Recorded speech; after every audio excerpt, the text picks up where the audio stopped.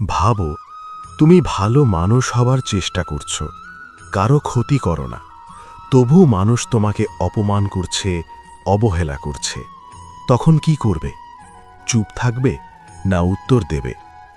এই প্রশ্নের উত্তর হাজার বছর আগে দিয়েছিলেন লর্ড কৃষ্ণা, এবং সেই জ্ঞান লেখা আছে ভগবদ্ গীতাতে। আজকের ভিডিওতে জানব, মানুষ অপমান করলে গীতা আমাদের কি শিক্ষা দেয়। বন্ধুরা, আজকের পৃথিবীতে একটা জিনিস খুব বেশি দেখা যায়। মানুষ তোমার ভালো কাজ ভুলে যায়, কিন্তু তোমার ছোট ভুলটা মনে রাখে। তুমি যতই ভালো হও, কেউ না কেউ তোমাকে সমালোচনা করবে। ঠিক এমনই পরিস্থিতির মধ্যে পড়েছিলেন অর্জুনা। যখন যুদ্ধক্ষেত্রে দাঁড়িয়ে তিনি ভেঙে পড়েছিলেন, তখন তাকে শক্তি দিয়েছিলেন লর্ড কৃষ্ণা। গীতায় শ্রীকৃষ্ণ বলেন, মানুষের কাজ হলো কাজ করা, কিন্তু ফল নিয়ে বেশি ভাবা নয়। যখন তুমি ভালো কাজ করবে, সবাই তোমাকে বুঝবে, এটা ভাবা ভুল। কারণ পৃথিবীতে 3 ধরনের মানুষ আছে। 1, যারা তোমাকে ভালোবাসবে। 2, যারা তোমাকে অবহেলা করবে। 3, যারা তোমাকে অপমান করবে।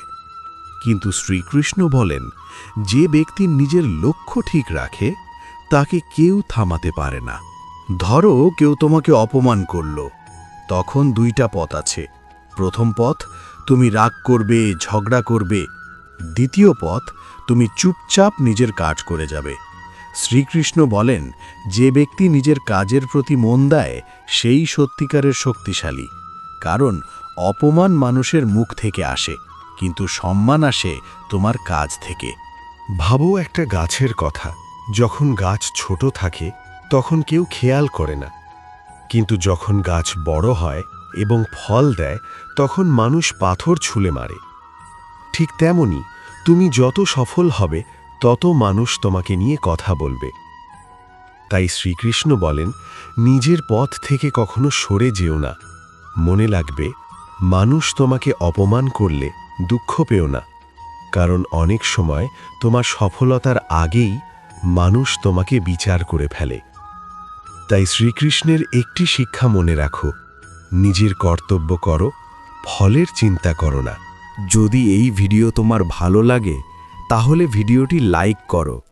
আর যদি তুমি প্রতিদিন ভগবদ্ গীতার শক্তিশালী মোটিভেশন শুনতে চাও, তাহলে এখনই সাবস্ক্রাইব করো।